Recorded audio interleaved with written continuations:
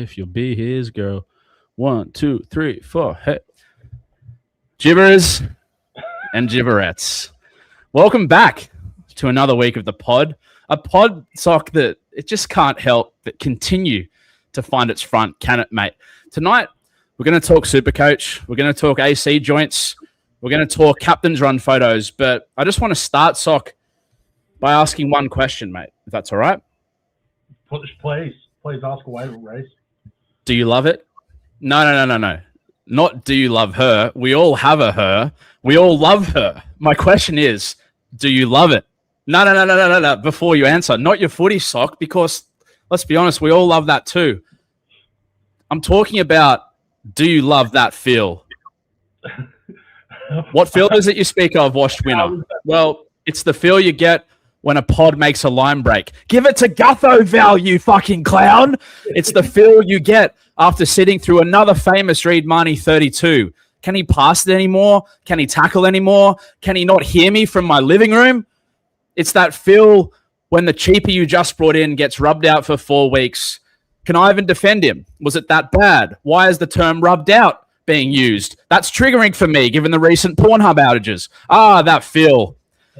It's sometimes good, it's sometimes shit, but Socco, as we always say, my friend, and feel free to say along with me, at least I'm feeling something. How are you, my friend? Look, mate. To borrow a song that evokes a lot of feeling when one listens to it. I'd say I'm comfortably numb. If you want to get the Pink Floyd out, have a listen tonight. Maybe you can cry a few tears too, because Lord knows Socco's pillows are drenched, and they haven't dried out because the tears keep coming.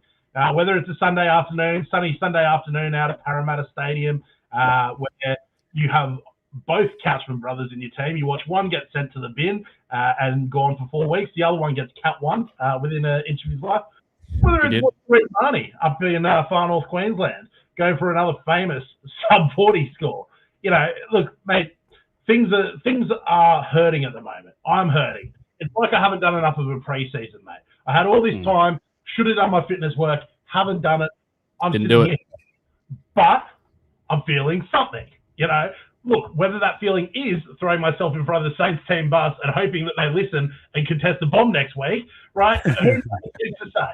But Lord knows, it's good to be back. It's good to be here. We're alive. We're breathing. We're feeling something. Speaking of which, mate, loved work late last week, just with a couple of review pods. I found myself there Saturday morning, bleary-eyed after another big one of Socco's famous. Yeah. And, mate, just the dulcet tones coming through my YouTube app at about 1:30 p.m. last Saturday. They helped ease the tones, mate. So well done. That one was for you, mate. That one was for you. There's many more where that came from. Probably didn't review the Sunday games because I wanted you to do it in the flesh tonight. And speaking of feeling something, feeling anything at all, we have a friend of ours, Sock, DJ7, a man who used to live in the great state of New South Wales, has gone up to Sippy Downs, Queensland, to find himself. And by the looks of what we're about to see on the screen, gibberers and gibberettes, he has more than found himself. Seven, how are you?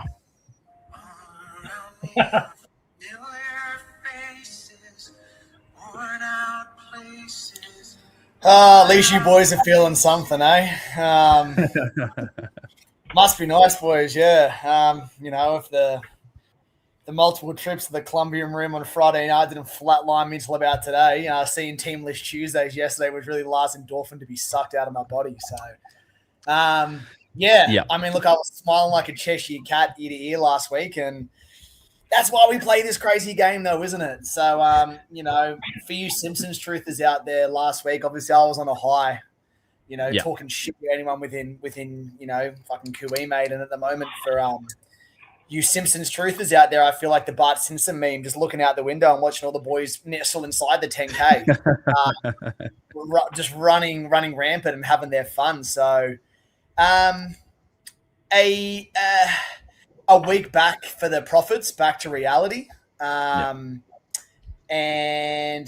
with more questions and answers as we'll get onto the pod here, boys. But I'm not feeling great. This is probably the most somber I've been. I feel like I've been Phil Sammied around 26th all over again. So, we got work to do, but I haven't really got much else for it at the moment. It's pretty grim at profits, unfortunately.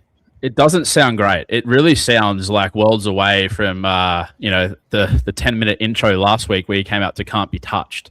All I'll say, buddy, is hey, that's Super Coach. It's got a funny way of coming back and biting you in the backside. And that 5-point lead is starting to look more like a 3-point lead between you and me right now. But hey, listen, 7. You may not be winning on the field, but you're winning off the field with your morning walks. Do you maybe want to? Was that anything Super Coach related? Did that help clear the head a little bit this morning, or where are we at? Mate, I'd be doing anything within, God's grace and will to clear the lemon spread at the moment. That was more her based, as we've spoken about. But, at the moment, I'm trying anything. Famously on that same route about 6 months ago, I sent you a photo of me and Marnus Labuschagne, for you cricket fans out there, getting a bit of sun at the Mooloolaba spit.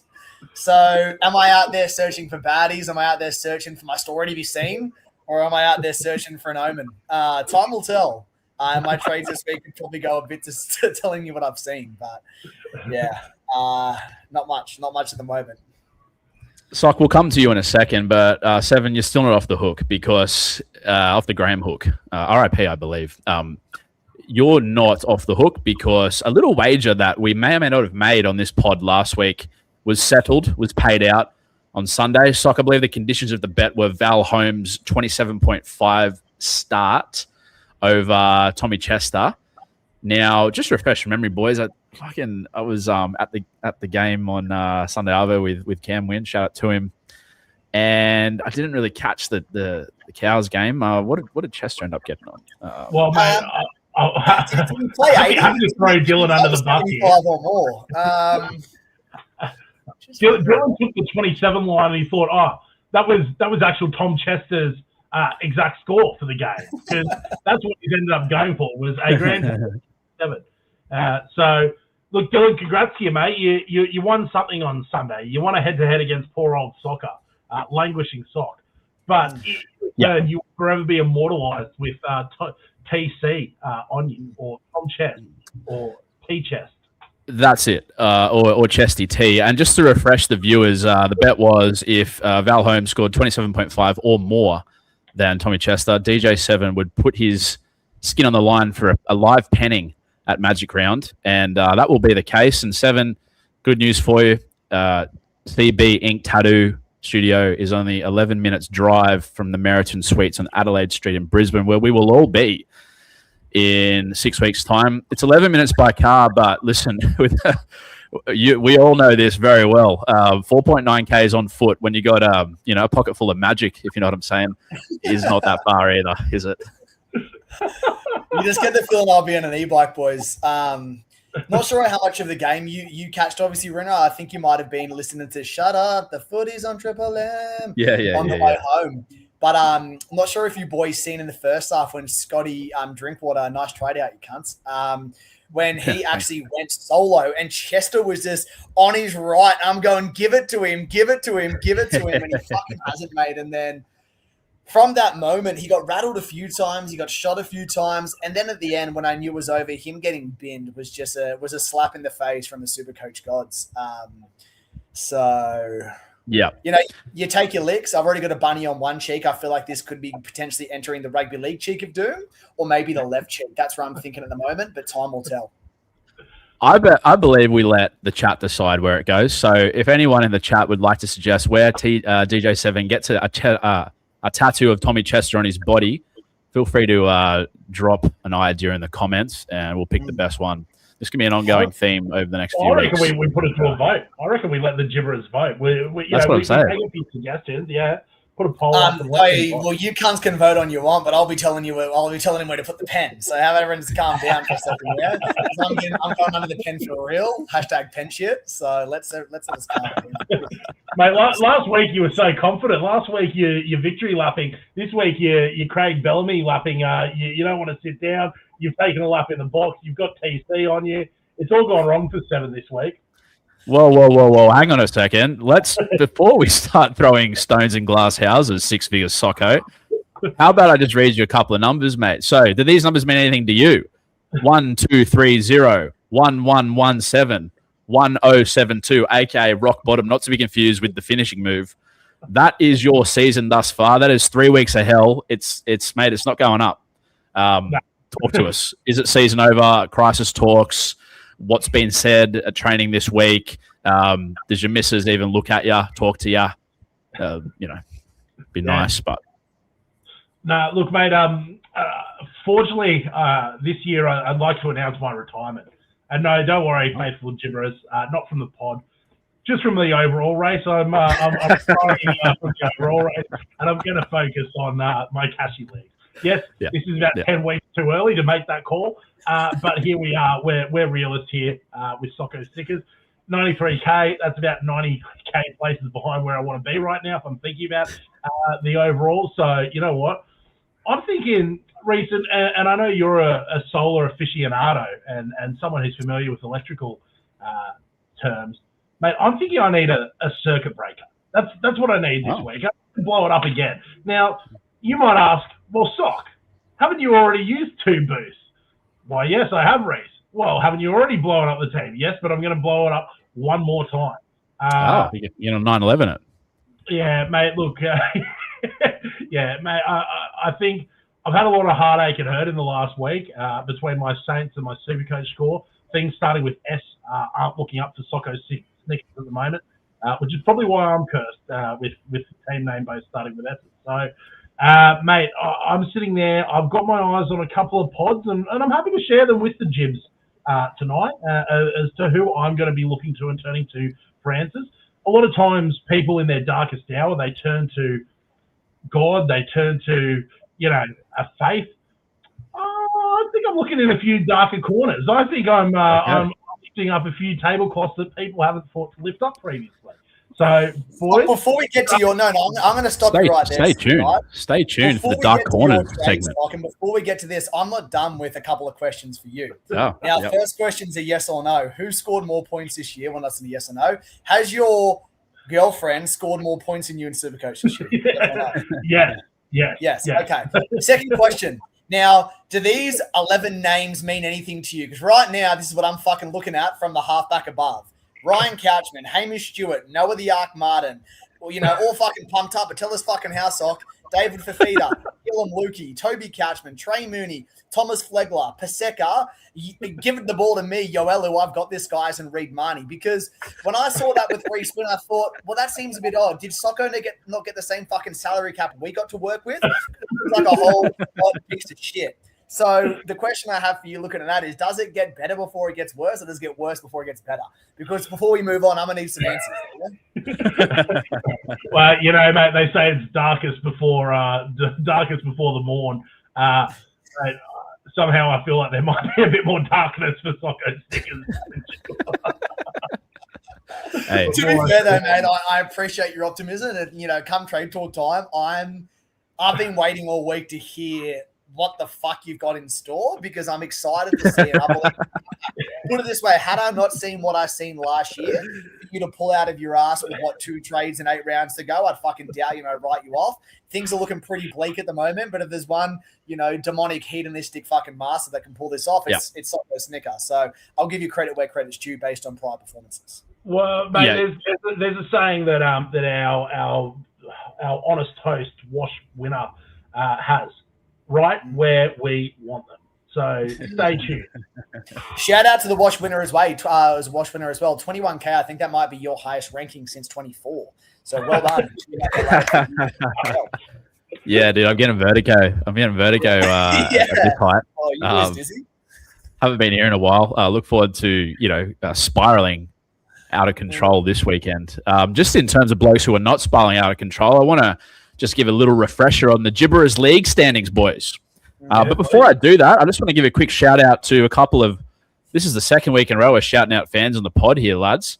The shout out this week goes out to Charlie and Tommy, a couple of lovely lads that I was lucky enough to share a few beers with at Commonwealth Bank Stadium on Sunday afternoon. A couple of Supercoach tragics. And I will just say this, again, lovely fellas, but I got a bit of a yarn for you boys if you want to hear it. Please. Sitting there, super dry in the hands. 18, 19 minutes in, I see Emre Gula blowing. Shock. He goes to the sideline. Guess who comes on? Ryan Couchman. There was about there was a bay of younger lads, maybe 3 or 4 rows in front of me, and then another bay to the left.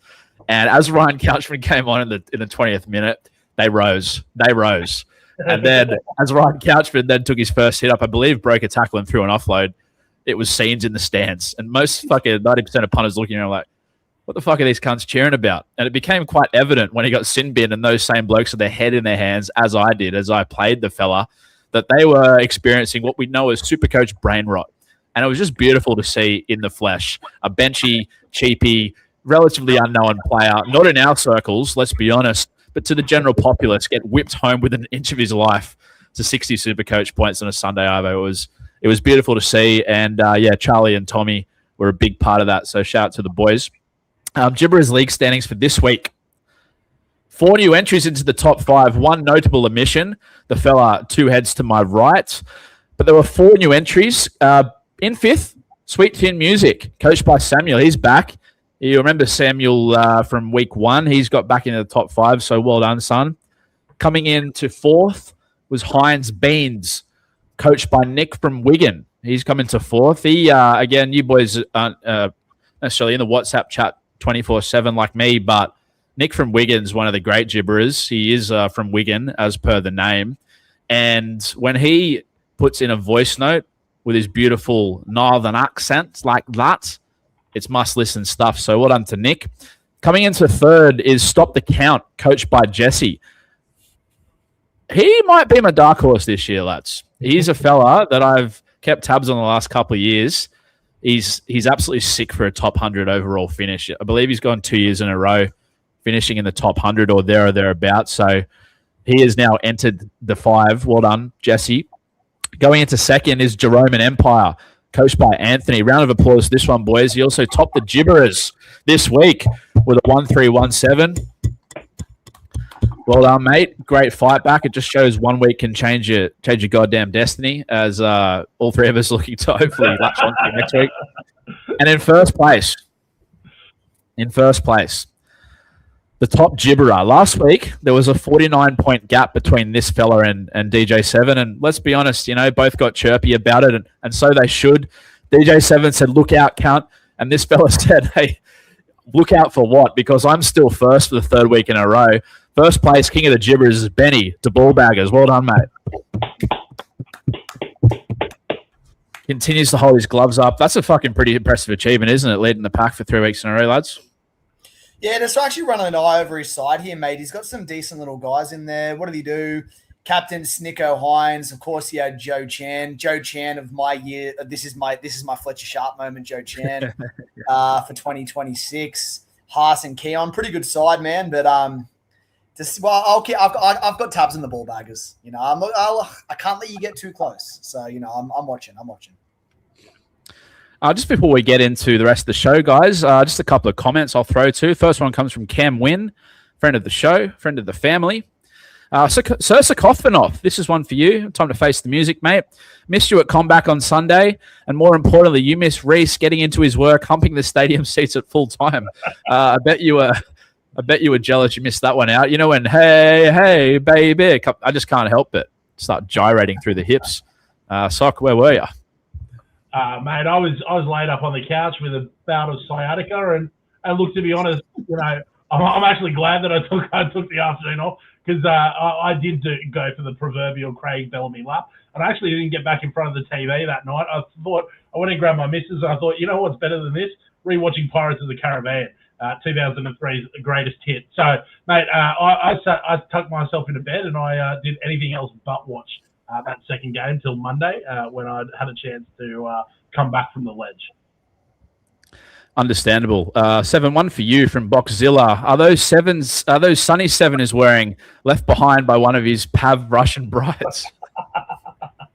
I don't know what Pav means, to be honest. Burley Pav? Burley, Coogee, one of the Pavs. One of the Pav Russian brides, probably, man. And an apology goes out to Bogzilla. The endorphins have just started coming back today after a pretty treacherous weekend, which was lamented in Teamless Tuesdays yesterday. So, yeah, sure. Just a couple of thoughts in the chat vis-a-vis the old Tommy Chester tattoo for your 7. Saxon chimes in and just says forehead. Cliffy Stone chimes in and says, surely it's not the Caxton. Surely. And then he comes in again and says, and we get it on the AC point. That's a sore point both for Dylan and Payne at the moment. Yeah, and also of previous shoulder reconstruction fame, so that one could just be real fitting. Chat's letters across his back or a tramp stamp. Real good stuff. Some good suggestions in the chat. Something we'll keep tabs on and put it to vote because 7 doesn't get to decide. We do.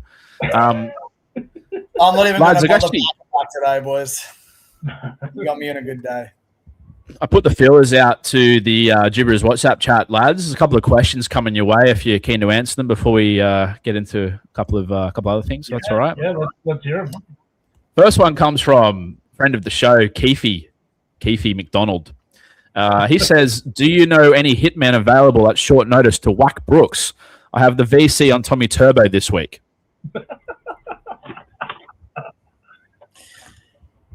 Keith, I've actually got one for you. A lot of you boys don't know, my brother of potentially the biggest manly tragic to ever cross this earth, famously didn't miss a home game for 9 years at one point. He's got a brick at his ground. Mate, I reckon if they lose again, we used to joke he'd go home and just be dominatrix himself into death. So, mate, if the poor performances keep up, Keith, and Luke Brooks is to blame, I could probably put you in contact because I don't know how many more losses that bloke can take. Sock, this next one comes from Grant McCartan. It's directed to you. Yeah. Grant McCartan says, Sock, favorite bedroom cardio position? Mate, there's an old favorite of mine called foot on head, and I will let you try and envisage how that looks. Dino chimes in and asks this one for 7. Helmets on e-bikes, yay or nay? Given my my form around where we will be in circa 6 weeks, definitely a nay. However, they are watching you these days, and I reckon in Magic Round you could get pulled over. Will that stop us? Fuck no. We're not wearing helmets, are we? Absolutely. Sock, the rogue questions keep coming in. This one goes to you. Can we get Sock's thoughts on the Australian Meat Emporium? It comes from Kate Upton. The Australian Meat Emporium. Well, yeah. I've got absolutely no idea, but Socco, bit of meat, doesn't mind it, so I'm gonna give it a double thumbs up. 7, this one goes back to you. What's the next unlikely injury to occur off a footy field that we haven't seen before? That comes from Cliffy. Are we talking NRL or non-NRL related? I'm guessing he means an NRL player off the field. So I think Turbo slipping over in the shower. Yeah. I think there was another player who was, I think, in the shower. One of the boys. Oh, I'm trying to think. Mate, don't get me too culturally racial here, but maybe one of the USO cookouts. What's the underground one called when they're cooking the hungy? Yep. The hungy, I believe it is. Maybe some type of burn. You know what I mean? We haven't seen it before. What if we see, Manu Vadavai out for 2 weeks with a burnt left toe? One too many carvers, foot on the fucking hungy, and then, how bad can they get? So I think Albert Hopewade might have actually been done in by a barbecue about a year ago. So Really? Yeah, but maybe that's where you're drawing inspiration from, 7. mate, I reckon that was someone in the Raiders squad intentionally burned him, though, after the stronghold he had on Ricky Stewart, who refused to play anyone else in the wing for about a 3-year period. So that probably makes sense. I think there's a bit behind that. I hope that was the answer you were looking for there, Cliff. A couple of serious ones now, boys. Well, actually, non-serious ones. Those were the serious ones. Jakey Wright chimes in. He says, anyone else potentially thinking of diverting away from David Fifi, do you love me, and going another route? His scores aren't setting the world on fire, and every motherfucker has him. Yeah, I'll start with that one. Oh, no, you go, Sock. You lead. Oh, well, look, if you don't already have him, there's other value to be had elsewhere. There's pods to be had. He's on the bye this week. So, look, if you've got the luxury of not being able to trade him out without worrying about a fire somewhere else in your team this week, power to you. He has him. He has him. Yeah, okay, yeah. Then he's saying should I get rid of him? Yeah, I'd let him stay. There's other problems potentially with you. I think even if you're in a realm where you haven't got fires to put out, and given Payne Haas, obviously the missionary king owned by a lot of people, one or two of the Couchman boys, other things going on, man, like if you're somehow in that luxury, but it's like, I think that would be the biggest nothing dumb trade. Like you look at his stats this year, he's gone 68, 67, and 70 with literally no attacking stats, basically. Yep. Like he got a try assist or two in the first game. He's going to easily go up. You don't even have to play him if you're looking for a point of difference elsewhere. But I think at this point in time, there would be zero. I don't know why you would. I would say it's a flat no at this point. Yeah, he's a season-long hold, man. He averages 80-something over the last few years when he plays 80 minutes. And I mentioned on one of the review pods the other day, but he's a dead set VC option at some point, or even a straight C. I've seen him into much success in the past. He'll be pod as fuck because eyes are elsewhere. But yeah, certainly hold on to Fifi. Do you love me, Jakey? Just a couple more ones, lads. Kel Elder asked this one for you, Sock. How many fucking boosts can I get away with before I'm throwing away my season? Very relevant for Sock. Well, mate, I think you're about to witness me go 5 from 5 at this stage. A bit of Booker T 5-time about it, you reckon? Yeah, 5 time. Yeah, watch me cut a spin at Rooney come round 6 when there's 3 more injuries in my team. But yeah, no, look, mate, the answer is you give them boost, you might as well use them. If you need them, use them, mate, because I plan to. So look, you can end up like Socco and you can be languishing in the bottom 2 of the Gibbers comp, or use all your boosts, or you can do the opposite of what I do and probably not end up where I am. Well said, Seven. This one is not really a question, but more of a statement, just to add to your cereal bowl of head noise that you have behind those. Those glasses are doing a lot of heavy lifting, hiding a bit of pain there right now. And listen, we've all been there, but this may make the glasses a little bit tighter. This one comes from Rugby League Realmy. Shout out to Realmy. He says the right 2RF spot against the Broncos is currently the highest averaging position in Supercoach. That would be Kulakefu Finafuiaki.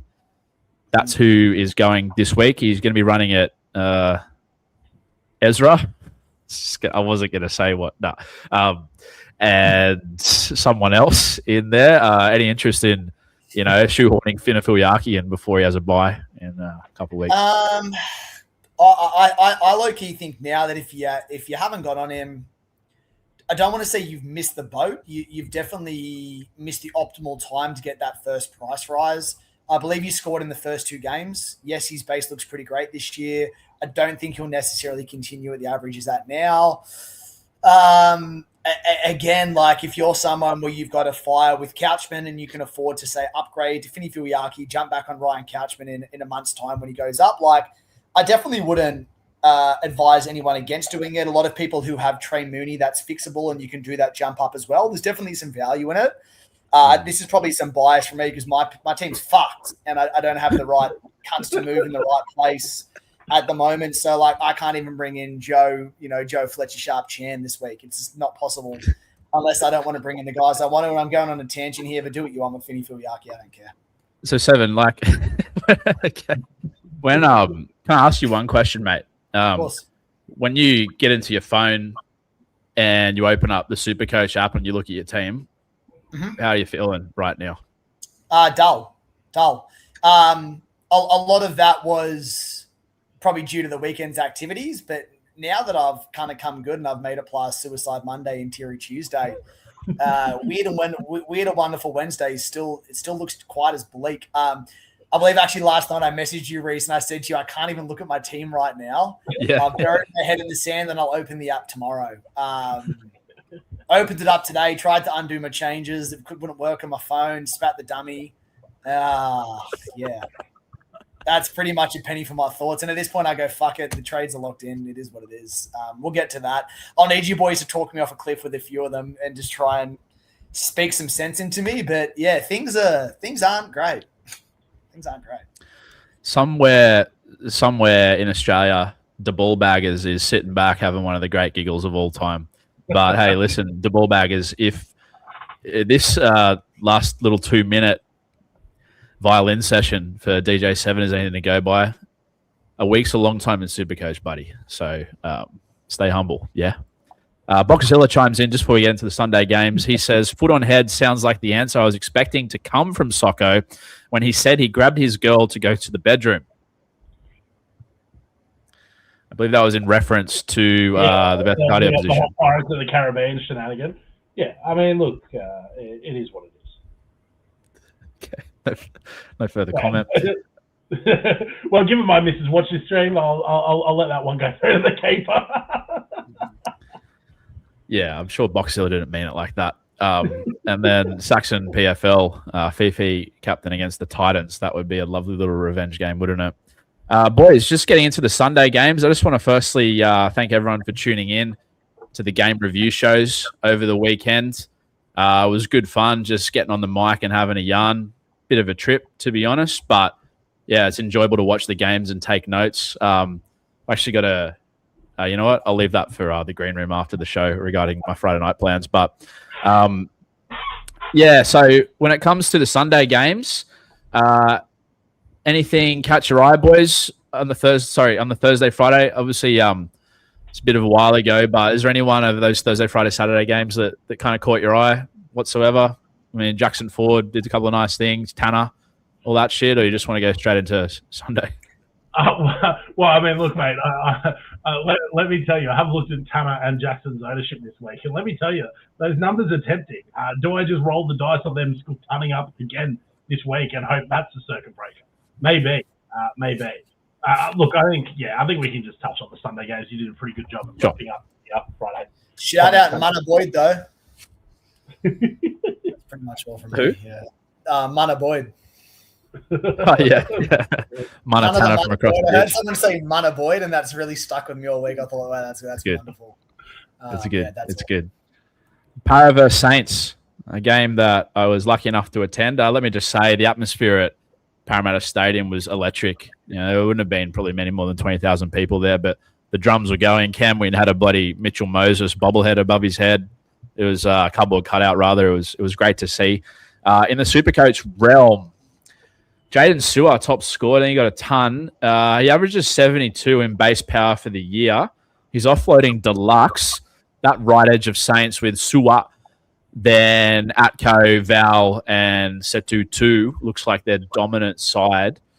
Sock, any interest in a bit of a hometown pick? Your boy Jaden Sewer, he's looking at Ducks guts this year, isn't he? Oh, mate, I mean, look, you have to have a look at him with a break even at 29, 1% owned, 3-round average of 86.3. So he looks to be the pick out of the Dragons pack. Unfortunately, he might have been the only Dragon I didn't start the year with. But I think I'm feeling a bit once and twice shy, given my Toby Couchman, Ryan Couchman, Hamish Stewart situation. But certainly, look, if you're looking for a pod and you're in the position and you've got a bit of cash to spend, I think you can do far worse than Jaden Sewer. He looks to have gone to another level this year. He looks like he's taking it personally, a bit more of that leadership role in the forward pack, and it suits him well. 7, Val Holmes with an 80. I believe he was on 70 something, or I don't know. He was going well at halftime. Dropped the ball, I think, 4 or 5 times in that second half. Opportunities gone begging. Very easily could have been a 120.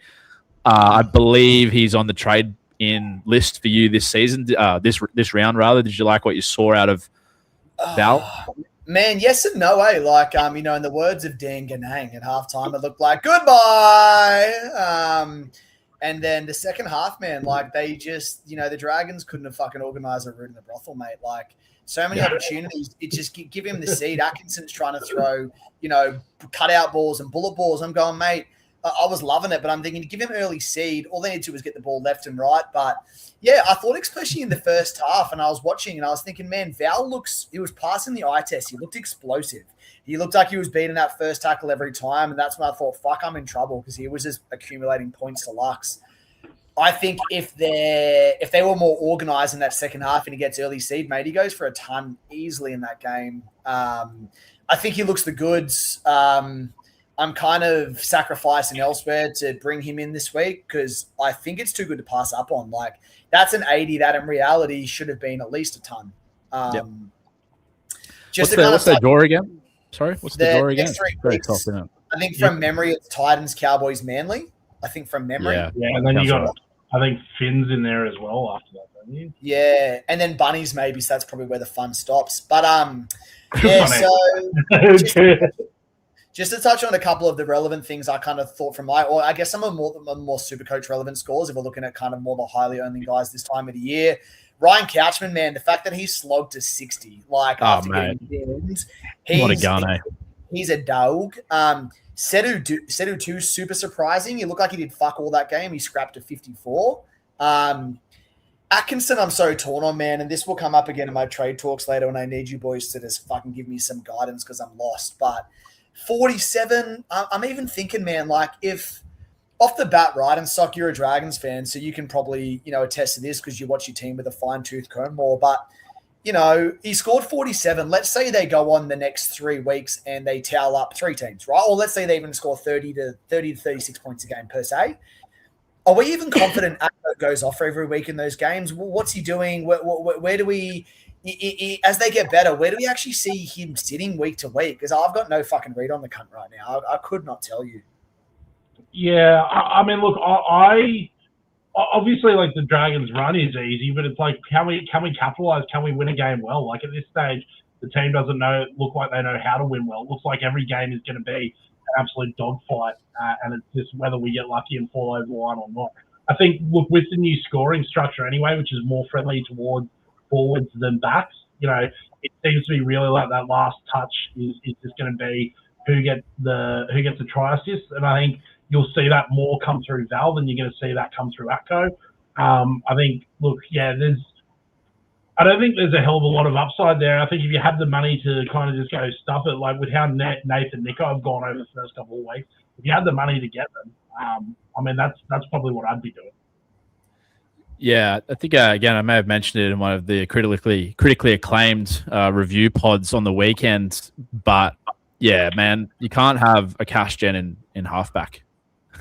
Like you got to go for the jugular, the proverbial jugular, as Voice you said. There's a litany of options that are going to ton up at any opportunity. Atco will be fine. Like, I think he's a good player, but it looks like it's going to be a slow burn to 400, 450K. Might take 8 weeks, might take another month, but yeah, I don't know, man. There's money elsewhere. Ryan Couchman was really good to watch in person, by the way. I know that's like knock, knock, AFP at the door kind of stuff, but I really enjoyed his movements around the middle. He just kept looking for work. He would make, like, again, the dishwasher, if you know what I'm saying. Like, that's probably half because he felt guilty about the hip drop on Jermaine. But yeah, he was awesome. He's an absolute goer. You got a good one there. Just before we get into the Cows and Titans game, just shipping over the comments. Boxzilla, a man of class, he puts his hand up and says, respectful apology to Socco's better half. Was definitely not what I meant. We didn't think you meant it, mate. But no, you're fine. Boxzilla, you are absolutely fine, mate. I just know my missus is in Melbourne tonight, and she's had a few wines, and I'll probably have to hear about it afterwards. So. Shout out to Trish, one of the greats, playing away from home this week, but certainly not playing hurt if she's out in the wines, that's for sure. Dr. Farage chimes in. He's come back in from the top rope after taking a week off. He said Holmes in this week is also a must. Completely agreed, Doc. He's looking the Ducks' guts, especially with that run, which Dr. Farage once again says generational run incoming. Well, listen, if there's anyone that knows something about the future, it's a doctor. I don't know what that means, but what do you reckon there, boys? Dr. Farage on the money? Gynecologist Raj in the comments going crazy. One other thing I would just mention before we do move on to that game is, man, if anybody else like me this week is going to have to sit through Jonah, I'm fucking allergic to base Pezzett against the Panthers. You got another one out here, boys. Like, I'm riding that ship with you, and fuck me. Like, we need support. Let's open up a Pezzett hotline against the Panthers this week because that's yeah, boys. Like, fuck me. Great player, defensive liabilities, but man, he is not super coach friendly. That ship you cannot sail for long. Reese, can I ask you a question, mate? Just as I do a bit of soul searching over here. Yep. I look at that Reid Marnie is currently my only playing hooker at the moment. Any appeal on Talon De Silva, who's gone over for a double last week and scored 82? He's priced at 271, break even of -9. Mate, Yeah, only the 3% of teams. it's the kind of trade you'd make, isn't it? You know, like, do you trade Benaya? I have the Benaya as Uelu to Talon and just have 1 week in the trenches with Talon. Socco in the most funny. respectful way, it reeks of Atkinson to Sanders round 1. What about Cody to Peasant of round 1? Peasant to Cody. Yeah. This feels like a familiar tale I've read before, Sock. Just before we get into that final game, Hand on Hog chimes in, one of the greats. Need to vent about me Saturday night. Had a wrench around. She's lubed up and jumped on a joystick 0-4 play. Rattled me like a Thursday night captain. And she's flogging me like a dead horse. In brackets, TBC. TB continued. And it is continued. It is continued. I can see this is talking about Thursday night. I can see the footy is still on. As a Cody and Latrap owner, it was enough to keep me in the fight for a few extra minutes. Why'd I buy Cody? Should I text her? Thought she was having an exorcism.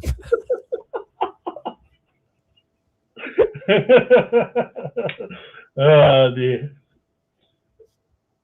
7 thoughts. Should he text her or should you text her?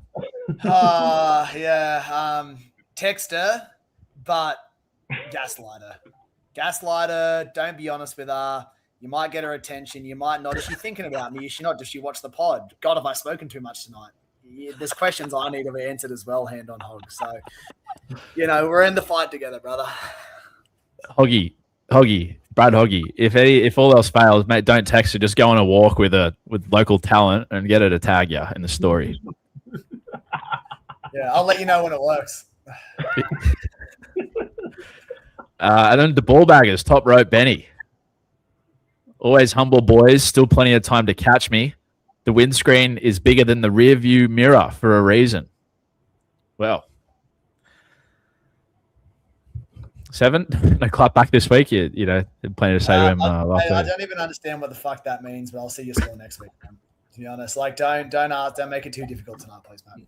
The ball baggers is he's delirious at top of the ladder again. 3 weeks straight. I don't blame him, mate. You saw me last week. I was shaking my tail feather to quote the great Nelly.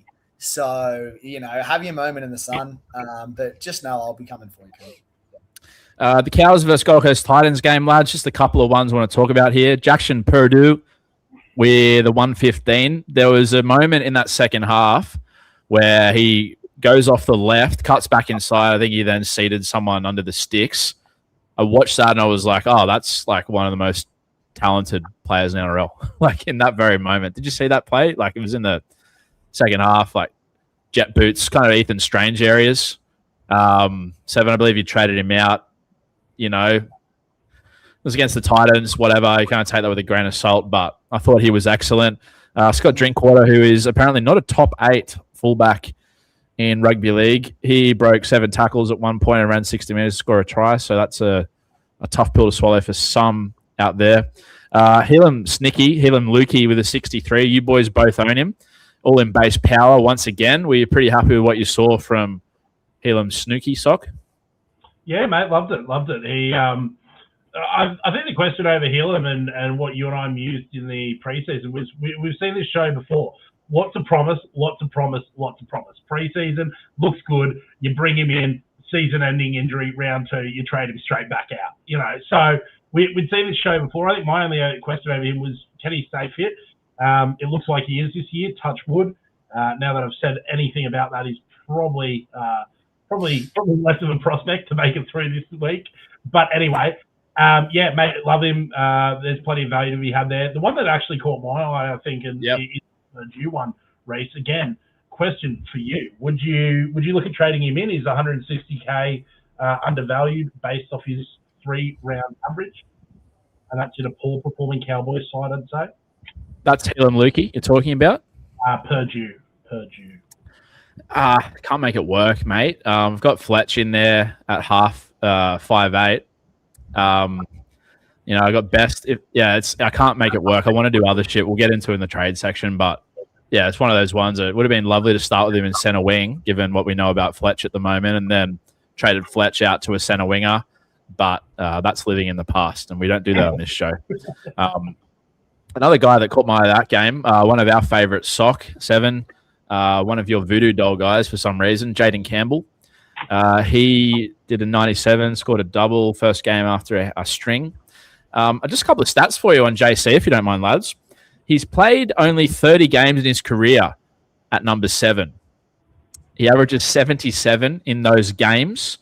Keep in mind that the Tigers have been a bottom 4 side virtually all of that time. They're probably going to be a bottom 4 side again this year. Let's be real. But if they're slightly better, he averages more, you'd think. He averages 82 when Kinney plays at fullback. He's priced at like 70. He's in 300 teams. Any interest in Jaden Campbell at all, lads? I mean, I have to look anywhere for a competitive edge at the moment. So I've got some appeal there. However, I think there's probably other value or better value to be had elsewhere. Ask me next week.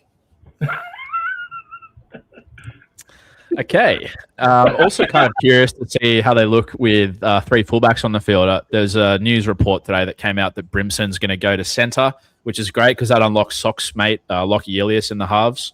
That's right. He's back again, guys. Lockie Ilias is back again. Strap yourselves in for some absolute dog shit on Sunday Arvo. But yeah, I was kind of hoping to see Brimson, Kinney, Campbell all running. No one's passing, just through the guts, 6 again. Keep ringing the bell so the points keep going on. Man, I see your mention of Lachlan Ilias has actually caused DJ7 to pick up a lead. He's had enough. He's got enough, and he's like, right, that's it. I'm out of here. Seven's on the move. Just moving boys. The Peter Cusack was getting pretty sore, so just kind of moving locations. I get this. Actually got a call from the Yak yesterday. Interested in solo? Yeah, vis-a-vis the old battery for his home in Pennant Hills there. Shout out to the Yak. Yep. A great client and a great footy player. How is the Yak keeping on? Oh, mate, he's a straight bat merchant, if you know what I'm saying. Like, no nonsense. Absolute zero nonsense. Yeah, but you know what? I sense that from the Yak. No, mate, no nonsense operator. How you going? Yeah, good, mate. Yeah. Just look at the battery, yeah? Yeah. Fucking. Mate, you try to talk footy with him, and he's like dead bat. Like, oh yeah. Yeah, he's like, the game's changed. The game's changed, mate. The game's changed. It's 6 again, bullshit. It's all woke. Fucking woke fairy horn. All right, so just a quick little thing here before we get into trades. Payne Haas, heard of him. Topic of conversation this week. Just saw a message from NRL Physio. Viewers, if you're not on Instagram, I don't blame you because it's ruining our brains. But if you are on Instagram, get on to NRL Physio's channel. He posts updates through here. He said, the update I got on Haas today was it could be 1 week, it could be 3. So not much clarity. I'm holding this week, then we'll reassess next week. We're going to do a little game here where we're going to do pros versus cons or yes versus no's. Seven's going to take the affirmative, and DJ7, Socco Snickers rather, is going to take the contrarian. 7, give us the case for trading Haas, given you own him. Yeah, my case for trading Haas would currently be, mine's a bit personal. If I don't trade him, then I'm not filling out a 17 this week, or a 17 plus a flex. If I'm trying to be a little bit more, let's say people who do, have a Howe and a Paseka per se, and you can field, my argument would be, what's he sitting at the moment? You can fact check me here, but 850 odd, 850, maybe slightly over, slightly under. This time of the year as well, there's so much value still out there, right? There is so many people like your Joe Chans you can pivot to if you want someone who might be a decent scorer. You can still probably slot him in there and be pretty confident in 60 or 70. And then also, if you think about it this way, if you are a Payne Haas owner, so far this year, as quoted by a very great Saturday pod that I've heard early this year, the owners are happy, but the non-owners are probably happier, besides from the game where he scored a try. He's been putting up 70s. You You're getting that from your Jackson Forge, your Stefano Utokonamanus. You're getting that from quite a few guys. So for me, and for a lot of people this week, where A, I won't have a second front row forward without him, or B, if it means you're stuck with playing someone like a Fleckler or a Prosecco or someone that you don't really want to overly play, you get someone in who's scoring just as well. If Payne Haas comes back in and he's under injury cloud and he plays less minutes than normal, he's only going to drop in cash. Origin is around the corner. Can I survive 5 weeks without him? Could that money be used better elsewhere? I think this time of year we can all use him. So I think for me, it's a pretty easy trade out option this week. And even for a lot of other people where you may not be just as desperate, I think there's a lot of good points raised there where, I certainly wouldn't, look down on anyone looking to make that trade because that cash can be used elsewhere. And a lot of guys on a lot cheaper Bicky are doing a pretty similar job right now. Socco, tell us why you should hold Haas. Right. Look, you missed 2 appealing matchups this week against the Finns in a Battle of Brisbane. Next week against the Titans. But let's just say he only goes for 2 weeks, right? Let's pick the middle. Hang on. This is why the bloke is ranked 100K overall. hey, mate. Listen. Hey, mate. Have you heard he's got an AC joint issue? Let's say, mate. Payne Haas is a notorious quick healer. Might I throw back to end of 2024 when he's done a list prank, had surgery, back training earlier than expected. Again, might I throw you back to early 2025. He's had ankle surgery in the off-season. Again, back earlier than expected, ready and fighting fit. Payne's a notorious quick healer. Let me give you the Bronx run from round 6. You've got Cowboys at home. You got Tigers at Campbelltown. Then you have the Dogs in round 8. Okay, that's a little bit less of an enticing matchup, right? And then you're back to the Chooks in round 9 at Allianz. Okay. Followed by Manly at Four Pines Park in the lead up to Magic Round, where they then play the Wars. Mate, I like him in most of those matchups, and I like him to go well in most of those matchups. Like, there's very few games there that I'm hating. So why are you trading someone out that you might be just trading back in 2 weeks' time or 3 weeks' time, right? You can let everyone else go and probably put out a couple of other fires elsewhere, particularly if you've got a Ryan Couch and Shea Toll in your team like most of us do. So, yeah, like I'd be – if you've got the luxury of sitting, of having him sit and you can get a few other players and not burn that trade and you're going all right at this point, why the fuck would you trade him out? Yeah, really good points, boys. I really liked a latch onto that last thing you said, Socco. If you're going really well, like there's a case to hold him, That's not a jab at all because none of us are going that great. But and Socco, even just to back up one of your points there, I was in that position last year. You might remember there was a very similar Payne Haas conundrum last year, post-Origin, where a lot of people did trade out. I was in a position where I held him, and then it was actually lovely because when he does come back out and there's other fires going on, if you're in that rare territory where you have kind of got Payne Haas in pod territory, pod for Payne Haas territory, and then that's a big bit of Bicky that you're getting a lot of week that other cunts are. So that is also one reason, to the contrary of what I was saying, is why that can be appealing. But, him coming back and playing limited minutes is also a huge worry. Yeah, for sure. The other side of it is, just as a Fletcher Sharp truther, Fletcher Sharp's admittedly like 150K less than Haas, and he's in a shit position. You can't really get him to anyone without going sideways, to be fair. But just the idea, just waiting for updates is shit. You're like 1 to 3 weeks. Oh, well, that's fucking 3 then, isn't it? And then like next week, it's like the stress throughout the week. You go on to Instagram, you're looking at captain's runs photos, you're doing all that shit. I don't know. I think in FRF, as Seven said, and why I'll give the points to Seven in this context is, there's just other options that are doing the same thing for cheaper. I think it just goes, this is one of the moments where so much of Supercoach is life relatable. They say it's 1 to 3, 1 to 3 weeks for an injury. You said, well, hanging out in 1 to 3 days, babe. Now we're on day 7 and I'm reviewing your profile for the 17th time to see if you've got another follower since 2 p.m. So, sometimes you don't want to play that game. And like you said, there's others out there doing the same job. Will you cry after they leave because you don't feel good about yourself? Maybe, but at least you've got someone in the spot that you can rely on. So I don't know how this is relevant, but I hope she's watching. Seven with tickets on himself for other reasons this week. Babe, help, I need a cuddle. Socco's not the only one in crisis. 7, I'd love nothing more than to see your name next week say DJ7 1500. Won her back, you know? Yeah. 1500 and a start with her. Boys, before we get into trades, I just want to ask you both a quick question. Who has been the most the funnest guy to own so far this year in your teams, and who is one that you'll never bring in again?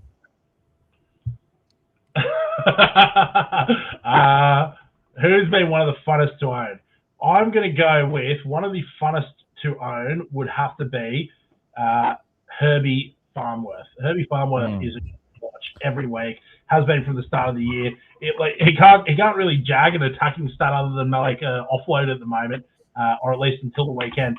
He's still averaging 70s and 80s every week. So I think the season average is 79.3 for him. It's a pleasure to watch him go about his work, and for him to get over the stripe again this year. I'll give you another one who's a fun own, Isaiah Papali'i, Mr. Right there on time. I know you had a bit of fun with him last weekend, Reece, till he was subbed after hitting a famous 72. He's someone who's fun to watch. I think most hated watch at the moment, and never to be in my team again. Probably has to go to, for me at the moment, Toby Couchman. Great optics in Vegas. Ever since that's been disappointment. Outwon himself. Hated everything about it. The other one would be Hamish Stewart, named to start at 13 every week, plays from the bench every week. Not great. not great for the mental of that one. Thanks, Flano, for the change an hour before kickoff every week. What about 7 yourself? I'll keep it pretty simple. I would say Sua Farlongo. I actually started with him. I wasn't one of you cucks who brought him in round 3 to get my juicy bonus. But mine's just a more pure answer. You can overcomplicate it. You can fucking respin this, resend that. Instagram notification is at her. Mine would probably just be Nath. I mean, I know it sounds so cliche, but man, Penrith, even being a huge Bunnies fan, Penrith is the best team in the comp to watch. Nath is doing the sicko shit, the no-look pass, this, Sick that. fuck. And it made me realize last year, I got him in the team so quickly. I'm glad I started with him this year. He's the type of guy where, even if he scores 80 points, I want to be involved in those points. I want to ride those points with Nath. Because when Nath does shit, it's fucking cool. It's fun. He's fucking Mary, respectfully. Respectfully. We hope to get Nath on the pod one day. So I say that with so much love and respect. Friend of the show. It'd be Nath. He's the man. I'm sure I know Reece, not sure if you did, Socco, but catch him on the HSP podcast. He's just a fucking legend. He's the dude of dudes. So I think he's a great watch. Probably my favorite player in footy to watch as well at the moment. My most hated watch, I'll just stick to one. I won't give you the full catalogue like Snick. But my single one would be Jonah No Base Pizzette. I actually played him this week. I had a rush of blood before the games, and I just wanted a bit of skin in the game for that Dragons game. And the bench it actually worked out better because I think I interchanged him on the Rezzies instead of Faye Marnie, yeah. So I got a little boost out of that. God knows I needed it. But man, without that penalty try, which was dubious, and the try assist where under the old laws he gets a TC for that. He's not getting the TA. That's obviously NRL scripted. But man, it's a fucking punish of a watch. I think he's a good player, but man, he is allergic to base. He looks like a turnstile gate that I was sneaking into when I was 18 to get a festival. There's not much guarding it. So he's just, in the eyes of Supercoach, he's fucking painful to watch, eh? I won't be doing it again. I know you've rode that experience a few times with me, Reece, that train.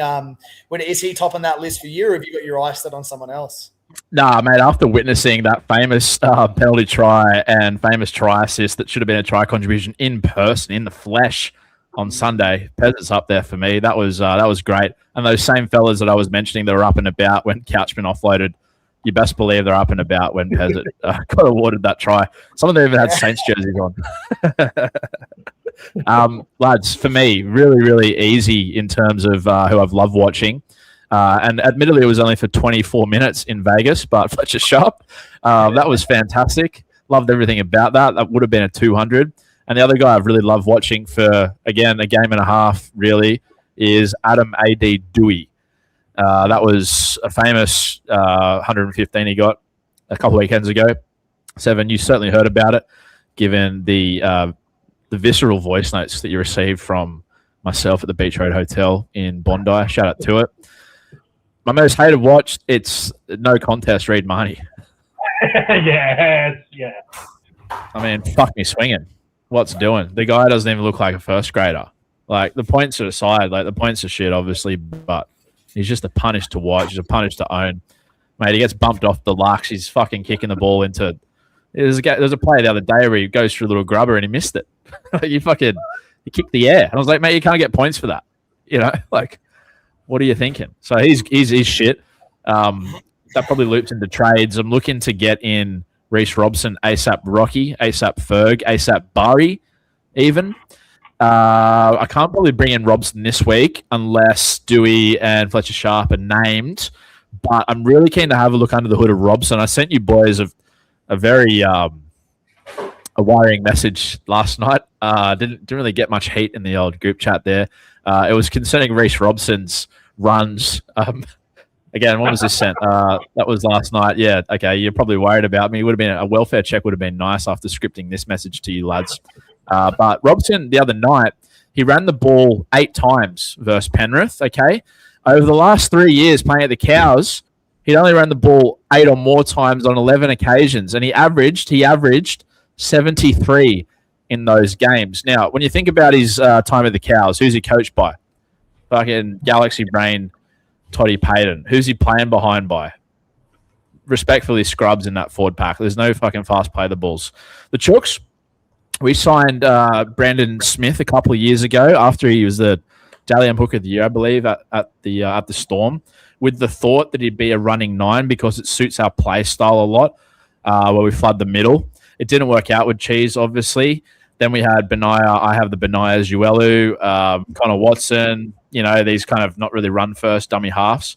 I reckon that there's been a thought. They wanted to recruit Robson for his running game. I think he's been given the mandate for running by Robbo. And because he's playing behind a better pack with your Nafahus and whatnot, I think you're going to see Reece Robson be a top 3 averaging hooker this year. That's my bold statement of the night, especially if he's running. Again, he averages 73 in games where he runs it. It's very similar to that Blake Brayley stat. What was that one, Sock? Where he runs it, the Sharks win type shit. And he goes, well. Yeah. There was something weird about that, like where it's like if Blake goes over a certain numbers of runs, like the Sharks are like 80% of them over something. So. That's it. So in terms of my first trade, a trade I'm considering, it's Marnie to Robson. I hate Marnie so much that I'm willing to cop an AE score next week because I have enough as my second hooker. So I'll get in Robson. But look, if I don't get in Robson this week, one thing I implore everyone to track this week is how many runs he does and what his score is. Obviously, what his score is. We're going to look at that. But just keep an eye on his running game. He offloaded a few times against Penrith as well. He tackles his ring off in the middle. Yeah, I think he could be a sneaky one. 497K, only owned by like 200 teams. Something to watch. In terms of other trades for myself, before we get into you boys, I didn't bring in Joe Chan last week. I got a win with Fina Filiaki, who looks awesome, but I didn't bring in Joe Chan. So he's in for me. He's in for Ryan Couchman because Ryan Couchman's going to be sitting there for a month doing nothing, right? Like he's going backwards. I was thinking of flicking Flegler to Chan, but Flegler's still a warm body that may tick over, get a few points here and there. So I'll hold it to him. And then the other trades I'm weighing up, Adam Dewey to Jaden Campbell because I like AirPods and Jaden Campbell plays like he has AirPods in. But apparently his missus is she gone pop 7, J. Cole style. So he may be out for the weekend. And as will Dewey. Really, Jaden. Yeah, Jaden's missus is she gone pop. I thought you said, I don't know why. I thought you said, what's the matter, how? And I go, well, that leaves me without a single front row forward. Sorry, mate. Flashbacks this week. So, yeah, that'd be it for me. Couchman to Chan, and then I'll have a look under the hood of Marnie to Robson, or I'll be doing Dewey to Jaden Campbell. I can't get to Cleary, unfortunately. Is this looking like a 2-trade week for you, or is this a potential boost if you see the value? Listen, the other option is I just go nuclear, trade Bradman and Best to like Simi Sasangi or something random like that, or to Marley, and then I just go straight from Nico. Sorry, not Nico. Freudian slip. I go straight from Adam Dewey to Naif. I don't want to trade Fletch. I've had a look. I've been trying to figure out things to do with Fletch if he doesn't play, but he's so close now. And this goes towards the Payne Haas argument, though, isn't it? It's like now you've like, well, I've fucking held on this long. He's probably back one more week. And this probably just goes back to that argument more. At least you're not sitting there edging yourself, Because it sounds like a kind of a position to be in, to be honest.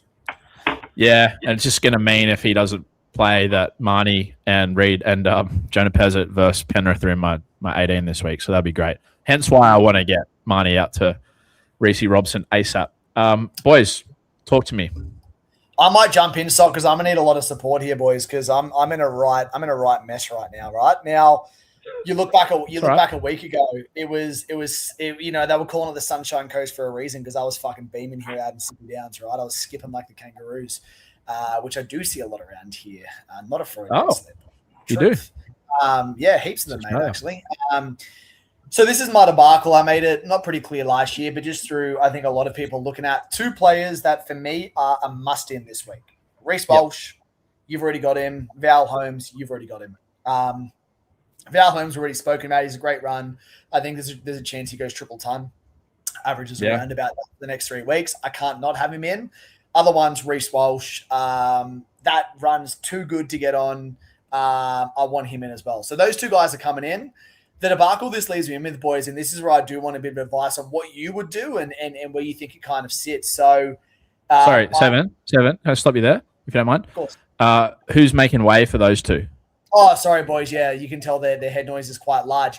One of them is a pretty certain trade, but the other one depends on the front row slots. That will kind of slip into what I'm about to talk about. Pardon the NutriBlend going off in the background. I've got a podcast on, mate. So first of all, one of the trades that I will be looking at for sure is I've obviously got my little war chest of cheapies, which is Makasini, Leo, Tu, and Faymani. I think with them all being named, and correct me if you think this is the right choice, Tom Chester probably goes. The other guys are named. At the end of the day, I want them going up as quick as they can. Chester is not playing this week. That means he's probably one price rise behind. Would you look at the other ones first of all, or do you think that just probably makes us the most sensible thing? Laybud also comes in for him this week. Is there any guarantee Chester gets his spot back? Yep, good point. So that's what I probably think there. I don't want to overthink that one. They're all cheapies. They're not going to be there long term. If I lose 50K, I lose 50K. It is what it is. And none of them are giving me that Tamale value last year where you were like, oh, this guy needs to stay. And Makasini is the only one that you're obviously not going to get rid of because he looks like he could be a throbber of note. So that's one definite trade. Val Holmes in. Now, that obviously is around about a 400K cash grab. The second one, and this is where it gets interesting with the injuries I've got. Now, let me take you to my front row spot of where it currently sits pre-trades. I've got Keon Klomatungi on a bye. I've got Trey Mooney, who's now out for a week, and I've got Payne Haas, who's out for 1 to 3. That leaves my only front row forward in there is all pumped up, but tell us how. So currently he's playing.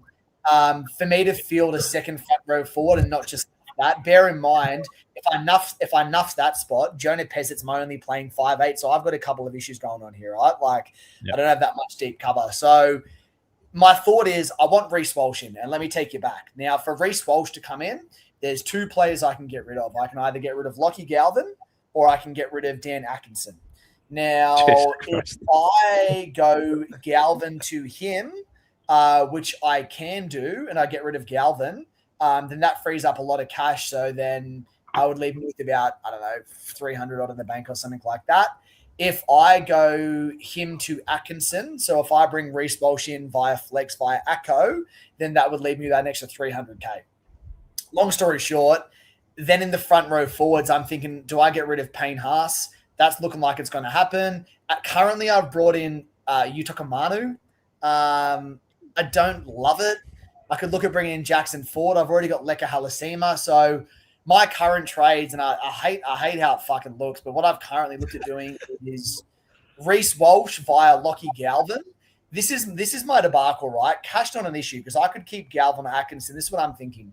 Galvin this week has the Knights. That's a game where if Dogs could easily score 40 this week, 4 to the 50, Galvo could put up 120 or 130, right?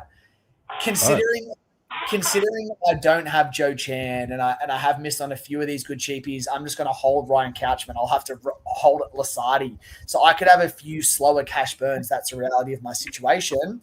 If I choose to keep Galvin this week, I'm probably foregoing about 150K from Atco. And then if you actually look at the Bulldogs draw over the next month, by this week, I don't love it. After us, they go into the Dogs. Sorry, after us, they go into the Bunnies, and then they go into Penrith. I don't think either of those games is guaranteed to go boom. We know about the Dragons run. If Atco can go a solid 60 to 70 across those weeks, he could be someone who's pretty playable across those 3 weeks, and then I could get a quick cash grab off him, while for the meantime, I'm holding Lasardi and Couchman. So this is where I'm at. The two questions I would put to you boys from my trade debacle is, A, are you holding Galvo and getting rid of Atkinson and foregoing that cash gen on Atco? Because I actually think they could be similar scores. Second of all, Payne Haas into Utoka Manu. I don't love that choice by any means. I'm just a bit desperate for who else. Cash not really an issue, so I could go even a Jackson Ford. I'm a bit worried about his minutes potentially with Barnett on the bench. So, yeah, as you boys can tell, I'm lost at sea, and this is why. Are you looking at Atkinson or are you looking at the other option? Mate, I'd chop Lasardi and Couchman right now. Like, they're just going to be sitting there and pissing you off for the next month. They're not going to make any cash. You're going to just be 2 fucking slots where it's just a dead zone. They're going to have that weird, like, red circle next to their name as well, which there's something in that as well for me. Like, I don't like that. By the same token, then, Walsh and Val are a must for me this week. Like, I get that. Need both of the guys in the team. So then theoretically, I could get rid of one. And then even if I were to get rid of one, that does not solve the issue of having a playable front row this week. So I think, what am I not? You know, and a lot of coaches may find themselves in this position this week of going, where am I actually getting my value for money this week? Val and Walsh are great ends, and I think stick to that plan. But then I just, if I'm you, I'd chop Ryan Couch via All Pumped Up and bring in an FRF. Would that still work? Would that give you 4 FRFs this week? Sorry, could you explain that one more time? Oh, no, it wouldn't. It'd still be 1 man short. Because I've all pumped up at both of my front row. So I don't have them to be... No, it would work. Sorry, because they got all pumped up for Mooney. Yeah, you swap Mooney into the 2RF. Slot one at a time. Speak to me because I want to try and say what you're saying. Mooney goes to your 2RF. Right? But how does Mooney get to my 2RF? Because he's got Jules, mate. Yeah, but how do I get him there? So who leaves? Okay, I'll tell you what to do. Click on Ryan Couchman, trade his ass, and trade him for fucking Stefano, whatever. But you're going to trade him via Mooney. Okay. Yep. Yeah. And then, I see what you're saying. And then you're going to do, and then you'll have Stefano and All Pumped Up in your FRF. But then and then I keep Payne Haas. In this scenario, yeah. But then I wouldn't really have the cash gen at this point then for Holmes and Thingy. Because if that's a requirement, then I've got myself in a bit of a pickle here, boys. But like, tell me this isn't terrible, right? Can't you just boost? Like, can't you just use a boost? Like, this is with me using the boost. It's using the boost. That boost is long gone. No matter what, I'm telling you what, boys. You wonder why I've had these fucking shades on. There's a lot of head noise going on this week, and even with me making that trade, when I bring in Utoka Manu, whatever his fucking name is, and Walsh and Holmes, my bench, I've still got Pezzett starting, and my bench is Kinney, Setu, 2, Moses, Leo, and Dan Atkinson. Yeah, so it's a rugby league write-off this round. Let's be real. That's what I mean. That's why I don't feel like I can't afford to nuff that. Like, I could drop that many points this week unless I do that trade. This week is just to get through this week, get Fafita and Keon back in next week, and then I can deal with a lot of those other issues. But I think I need a bit. The only thing I'd say is, would you boys look at Stefano, or would you look at Jackson Ford for about 100K more? Well, you're a proud Stefano owner, right? So I mean, I think I know where your allegiance is like. Look, I mean, like Jackson Ford is a bit of the Hail Mary play, right? Like when I get to my trade-ins, I'll discuss that. Like Jackson Ford, 4% owned.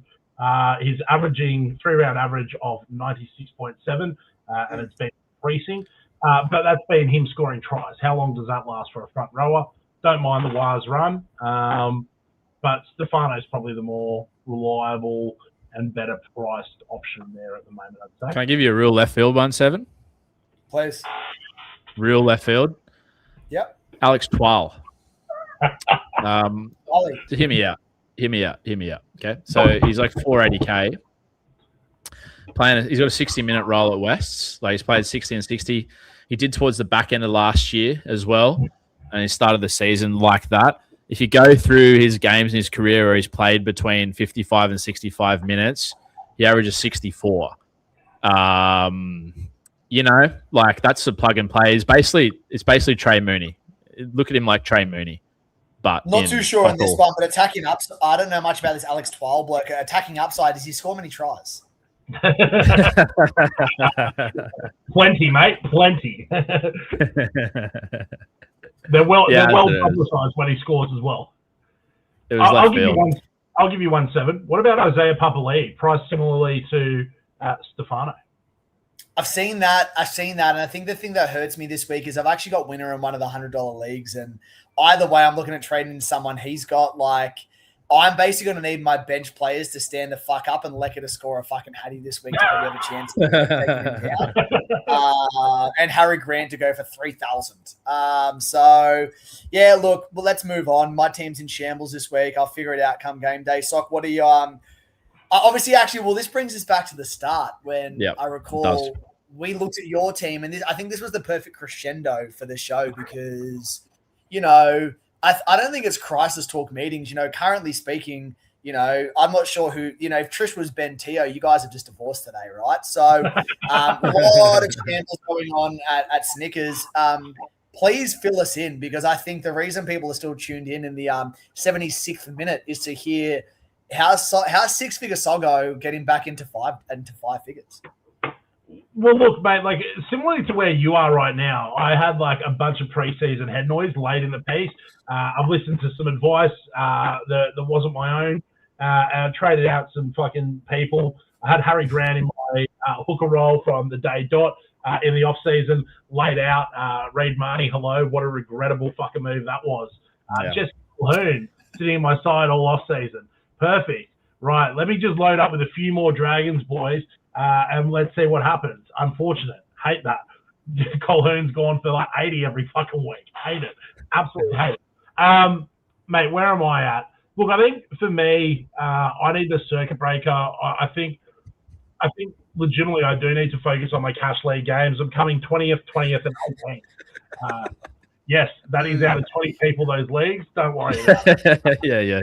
Keep your eyes over the Gibbers overall league. 115th out of 117th. So I don't know what they are doing wrong. I'm pretty sure the two last were actually NPCs as well, unfortunately. So. Absolute ring-ins who didn't complete their Supercoach team. Didn't select any reserves for round one. Look, things are great in my world. You know, there's talk of, you know, if you were first in the Gibbers League, I believe you're in the 4,000. Sock's probably looking at the back of about 3,400 overall. So not a great place to be. I think I need a circuit breaker.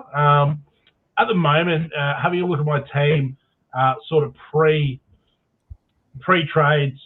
look, I've got both for Couchman. One of them is going to have to go this week. I'm probably going to get rid of Toby because I need someone playable and someone who's going to potentially score well. I need a bit of a pod there. That realistically probably looks like what I'll probably end up doing is Isaiah Papali'i in for Flegler is what I'm looking at in the front row. Toby Couchman then goes out in the second row for Joe Chan. And then my last little trade is having a look under the hood of two of Reese's favourite all-time fullbacks, actually. There's two there. They're both sub 10% ownership. One has probably the easier run than the other, but the other one is in the far better team. So we'll start with Tommy Turbo at 692,000. Yep. I saw this coming. Yeah, break even of 30, 9% owned, at 3-round average 96. Look, one of my concerns about the Tommy Turbo trade, nighttime games is the run for the Seagulls for the next couple of weeks. If they were Sunday Arvo games, I wouldn't even be talking about this. It'd just be locked in. So I love Turbo more on that dry afternoon track than I do the nighttime track, and particularly with Manly's rather anemic attack. In saying that, all attack at Manly is going to run through Turbo. So you got to figure that he's probably getting over at least once a game, if not laying on a couple of TAs. Sort of seems to be the order of the day. That's option number one. The option that I suppose that I have in my mind that I really want to go, and look, this could be absolutely catastrophic for me, given at every point this season I've zagged when I should have zigged, and I am paying the price deluxe for it. I'm going to throw over to Dylan Edwards. Oh. 3% owned, break even at 90 this week. Not ideal. I like it. Average of 81. Playing the Eels this week in an absolute grudge match. Dylan Edwards seems to be the beneficiary of obviously being this kind of last touch against the TA chockies. Nath, I'd say, is actually not scoring as well as you would have thought he would. Particularly last week's game, those that watched him against the Chooks, you'd be absolutely shocked that he's only gone for 80. It looks like 120 performance. At least. I think Dylan Edwards is going to benefit. I know the Panthers don't have the best run, but I also don't hate their matchups. The only one where he's really going to get locked up and probably not do well is next week against Melbourne. But aside from that, they go, so it's Eels this week, Melbourne, Bulldogs, who I'm pretty sure they humped from memory last year. It might have been about a 30-point in the finals? Yeah, to the Panthers. Yeah, they pumped them in the finals. There'll be a few scars there, I reckon. Yeah, so I think the Panthers have everyone's number this year. I think one of the most interesting things was something I'd seen and something you linked to me this morning, Reece, that Willie Mason piece on Penrith have already figured out the six again situation.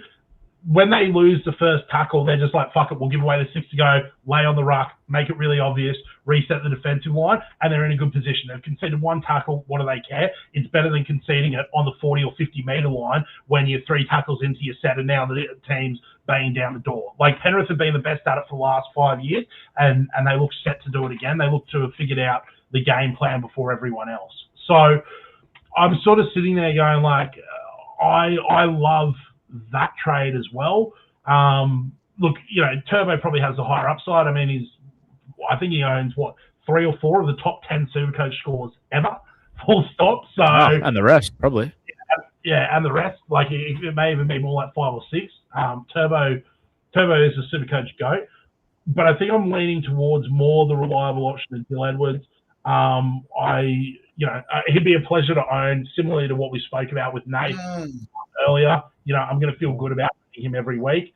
So yeah, that's one way that I'm leaning. Look, I've got about 400K in the bank. The other options I am looking under the hood of would be Tanner Boyd, who I believe is about 4% owned, or it might actually be up at about 7%. I'm sure he'd have to be he'd have to be higher. Just going off optics in the break. 7% owned, mate, at the moment.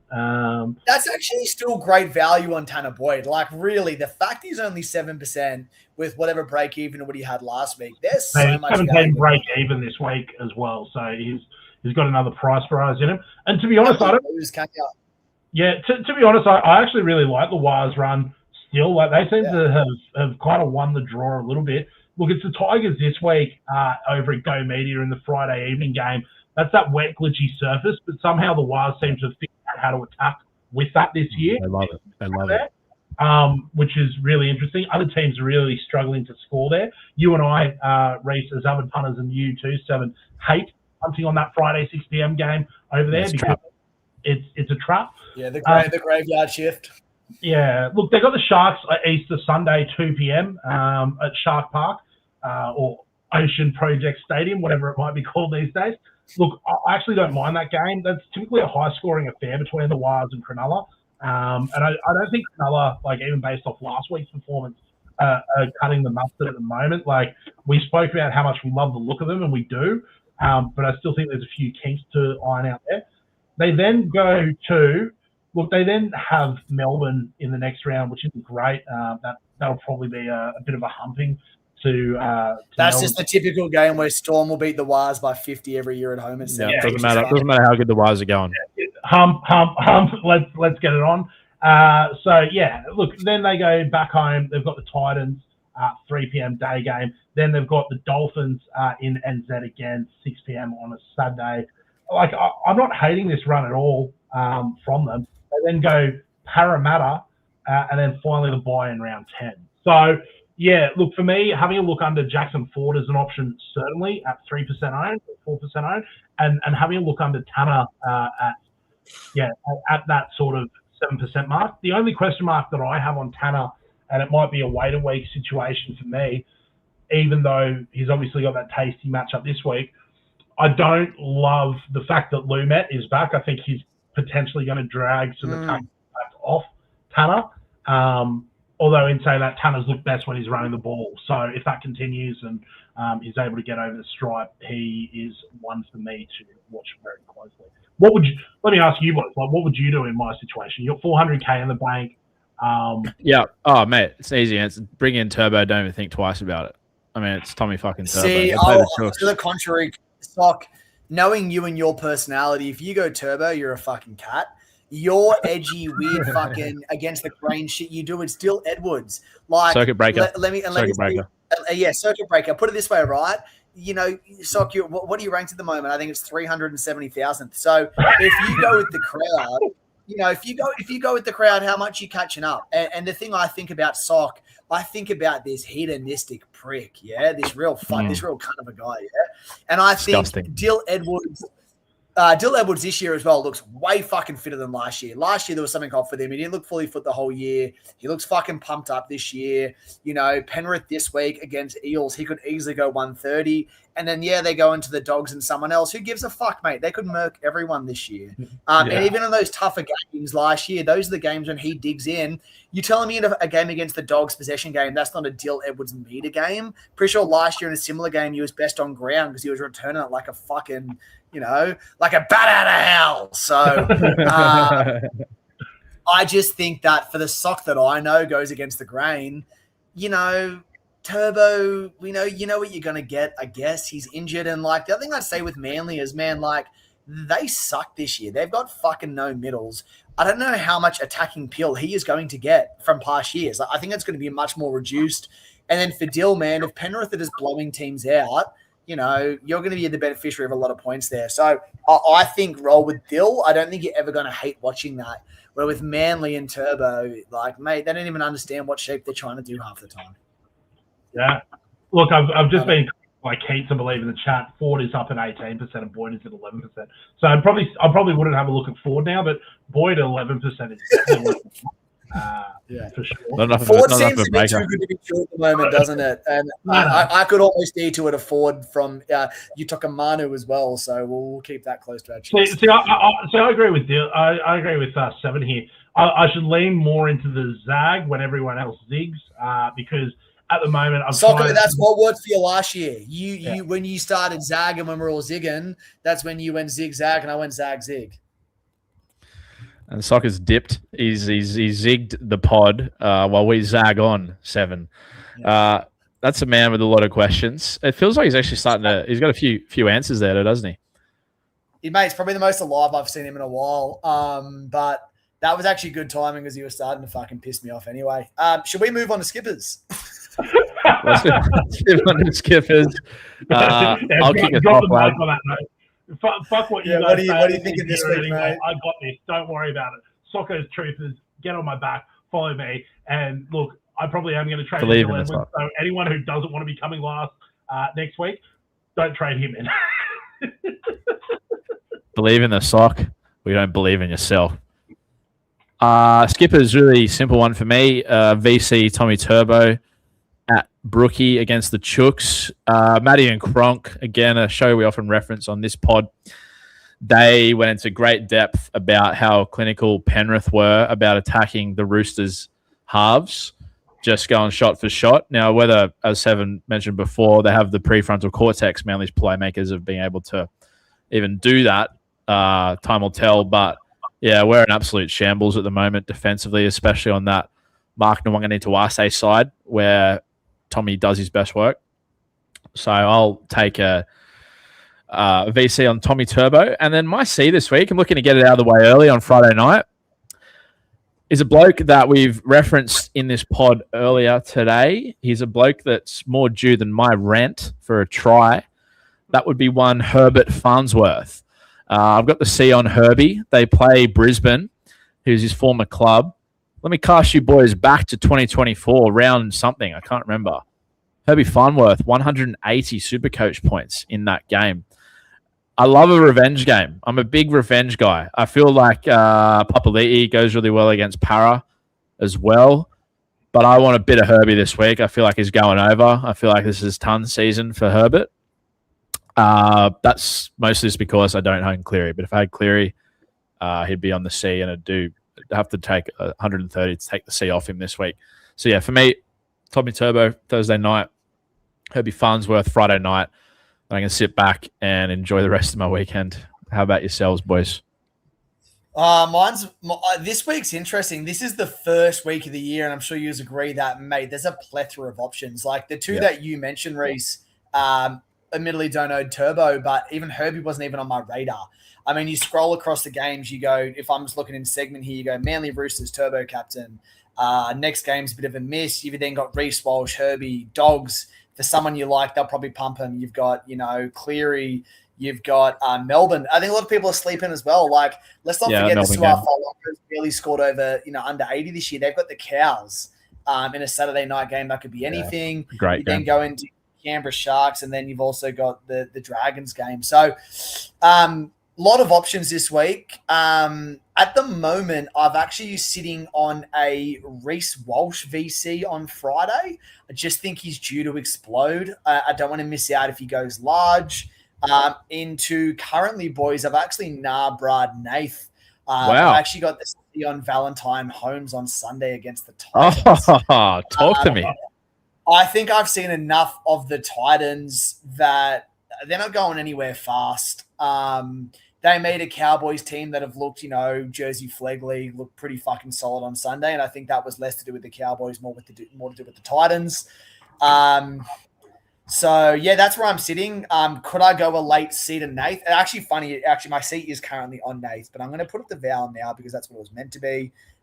So I'll play it by ear. I think depending on how my 19 fucking shit-house subs go, I could flip. But at the moment, I'm feeling vibey. I think I saw enough out of Val to think the Dragons are hungry. Let's keep in mind, the Dragons are 0-3. I don't see the Dragons as an 0-3 team.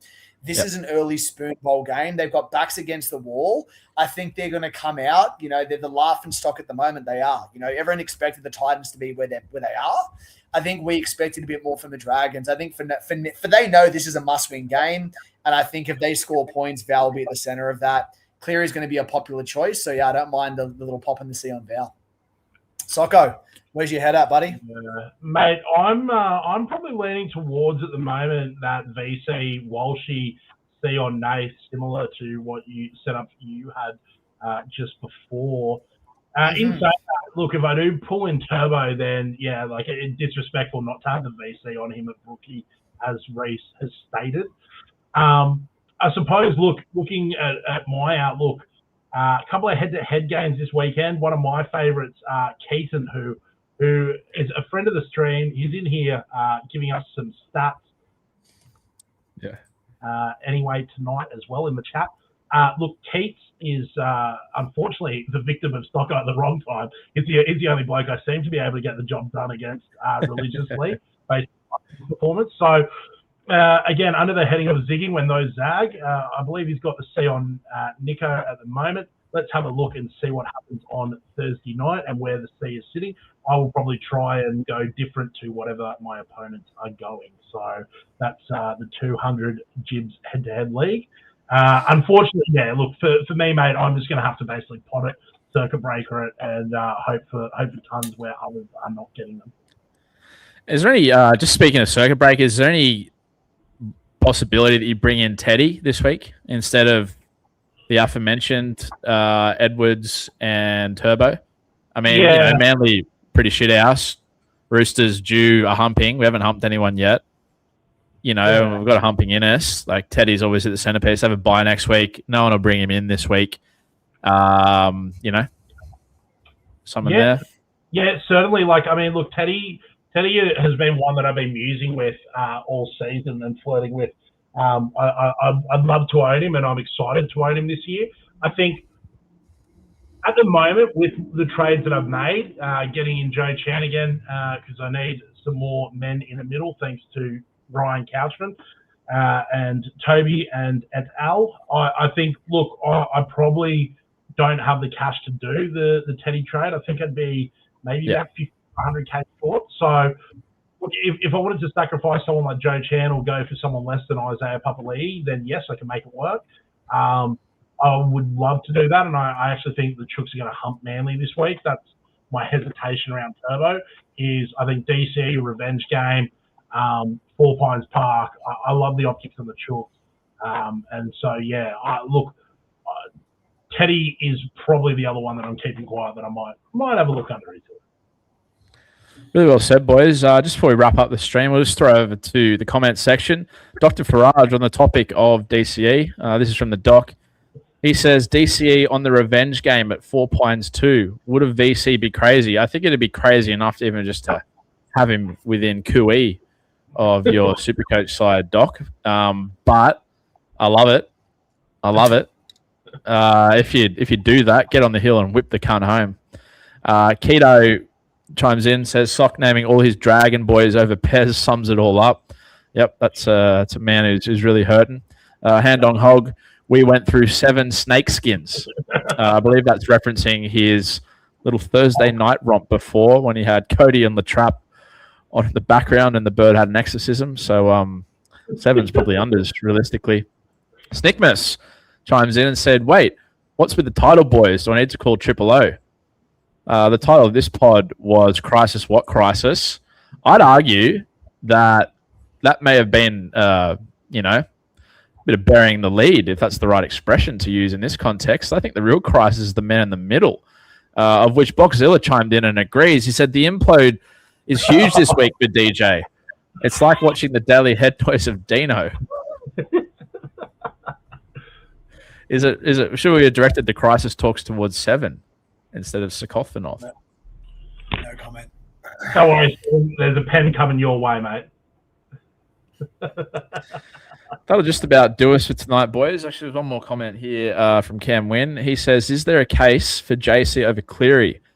97K cheaper. There's a case, mate, but it's not a very strong one. I do like Campbell's run next 3 weeks. They've got Saints this weekend. Then they play a couple other shit kickers, not ignoring the fact that they're also shit kickers, I guess. They have Saints. Then they have the Bronx without Haas. And then Para on a Sunday Arvo. That'll be a vibes game, that one, won't it? Sunday Arvo, Para Titans. He's got a better draw than Nath. No one owns him. It'd probably be more fun to own AirPods than Cleary, but the case isn't very strong. So that just about wraps us up for tonight, boys. I guess in closing, I'd just like to give a little bit of life advice to all the streamers, all the viewers. And it's really short and sweet. It ain't over till it's over. 7. Any words of wisdom to leave everyone on tonight? No, nothing from me, buddy. Catch us next week, and don't give up. Don't give up on love. Don't give up on love, boys. Never give up on love, man. It'll find you. It'll find you looking through your window. Yeah, even if she blocks you, it's not over. No. The classic hard to get. Mate, look, there's a lot of people writing off stickers. You know, they haven't seen Sock with his back to the wall. Yeah. Look, let me be the first to tell you, you better watch out. Check that rear view, because I am going to come from behind and take you all. And in the meantime, in the meantime, anyone else who's hurting like I am, whether it be that you're a Saints supporter or you find yourself languishing near the six figures, don't worry, we've got this. Take those teams to the deep end, go to work, zag when others zig, pod. Love you all for listening. Whatever you do, don't ever throw dirt on Socco's name. Yamming that. Throw in the garage. That's all.